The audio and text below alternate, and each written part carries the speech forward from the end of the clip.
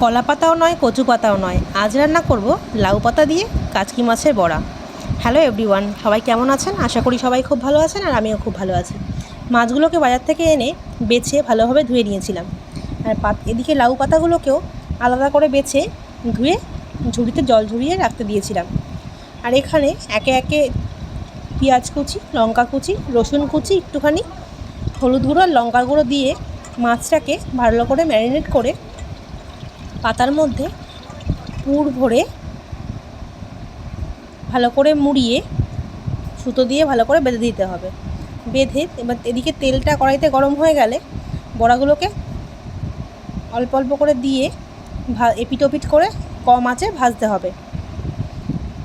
আপনারা বাড়িতে সবাই একবার হলেও ট্রাই করে দেখবেন, গরম ভাতে খেতে কিন্তু দারুণ লাগে।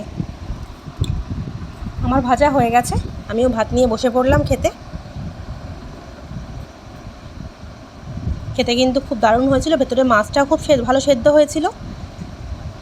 ভিডিওটা ভালো লেগে থাকলে একটা লাইক করে দেবেন।